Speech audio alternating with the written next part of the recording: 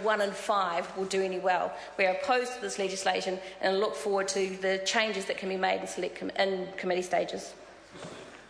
Dr. Cam Calder. As Chairman of the Education and Science Committee, it's a great pleasure to rise and take this call. I just want to correct an assertion made by my colleague, Mr Chris Hipkins, who believed that partnership schools are exempt from current exemptions in the Education Act 1989, the appointment of or continued employment of a teacher whose practising certificate or limited authority to teach has been suspended or cancelled. The schools are not exempt from those current restrictions. Mr Speaker, we received and considered 2,277 submissions from interested groups. A large number of them were form submissions from the teacher unions and on the subject of partnership schools.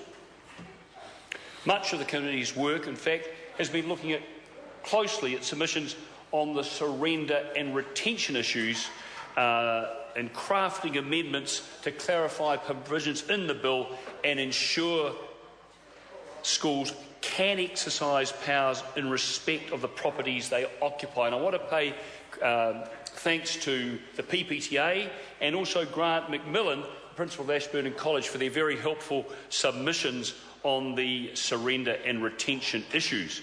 May I also thank my national colleagues in the committee for their work. We're particularly fortunate to be able to co-opt Mike Sabin onto the committee. Mike brought 12 years' experience as a police detective and time running a national consultancy addressing drug policies for schools and corporates. He's also spoken at the UN on drug-related issues. I wish to also acknowledge, though opposing the bill, the constructive engagement of New Zealand First Tracy Martin and Labour MPs, particularly in framing and supporting the amendments made to this bill. It was appreciated. Mr Speaker, the partnership school model is but a strand in this government's efforts to lift student achievement. Currently, 4 out of 5 students are doing well in our system, but we are working towards lifting 5 out of 5 and equipping them to unlock the potential that lies within them all. The Programme for International Student Achievement Studies are often held out to show that all is right with our education system. But what is the reality? In 2009, New Zealand ranked 7th for reading. Now, on the top, on the surface, ostensibly a good result. But if we disaggregate the score, we find that Pākehā was 2nd in the world, Asians 7th in the world, Maori 34th, equal between Slovakia and Slovenia, and Pacifica students 44th, just above Mexico. Our much vaunted system is not working for everyone. As one submitted to the committee pointed out, in truth, the only place where New Zealand is first in education in the 2009 PISA study is in the inequality scores. Our highest and lowest achievers are further apart than in any other OECD country. Another submitter said, are we living in 2 different countries? Can we afford to be complacent? No, we can't. The committee heard that the Partnership Schools Working Group has received 35 indications of interest, groups saying, we want the chance to do something about this. We want to see innovation to enable our kids to engage in learning and get a decent start in life, and we are willing to be held accountable for our success in doing that. Now, the most fundamental difference between partnership schools and state or state integrated schools is that their relationship with the ministry is contractual rather than regulatory.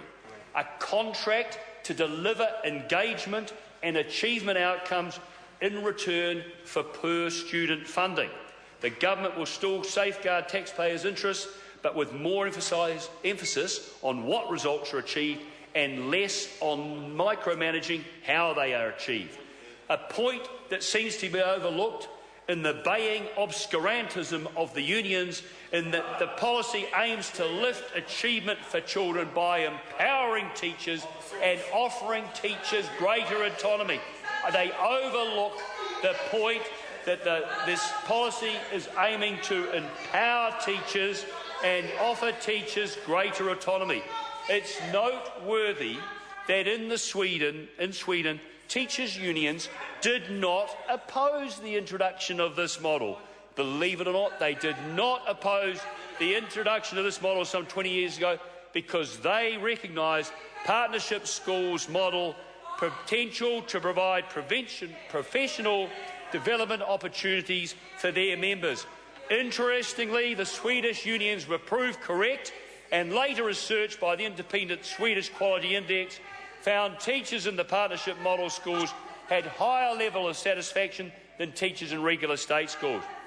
Now, I've spoken in the House in the past regarding the outstanding principals and teachers I have met in the schools I've visited in the vibrant and diverse community of Manurewa, and I've long felt that the innovation and passion these committed professionals bring to their vocation does not square with the education union's quasi-nihilistic denial of any soupçon of merit in any of the measures this government has introduced to lift student achievement.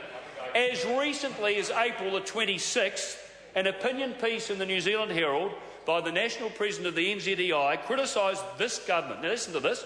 This government's $1.4 billion spent on ECE, the highest ever spent on early childhood education, criticised. Our drive for parents, students and teachers to understand early how a student's achievement measured up against their others of a similar age. The clustering of specialist resources to facilitate access to them for a greater number of students. And yes, potentially, inevitably, the Partnership Schools initiative. Virtually every strand in the education cable to help lift our children's level of achievement in New Zealand has been opposed by the teacher unions and, incidentally, their thralls in the opposition. This opposition flies in the face of the McKinsey consultancy report that looks on why countries like Finland, Canada, Korea, Singapore succeed so well in educating their young people.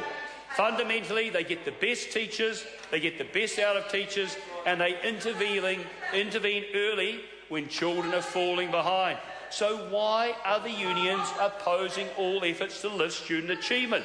The surprising tenor of the submissions seems to suggest that they alone know what is best for our children, that experience elsewhere in the world can be ignored, that we can solipsistently say all is right with our education in the world, and that we have enough choice already. Nothing new needs to be contemplating, and nothing needs to change. Now this, I find, is a very worrying mindset, particularly among people charged with our children's education, and in the opposition, who you would hope would be trying to lift student achievement as well. The unions can't seem to cope with choice. The unions, I should add, the unions and the opposition can't seem to cope with choice, and they seem to have a deep-seated anathema to democracy. Partnership schools are not compulsory. No one has to go to them. This government is providing an education system capable of helping unlock the potential of all New Zealanders, particularly our most vulnerable. Our public education system does well for many, but not for all. To suggest that a partnership school, because it sits outside the public system, is inherently unable to provide an environment capable of lifting student achievement and unlocking individual student potential is fatuous, naive and wrong.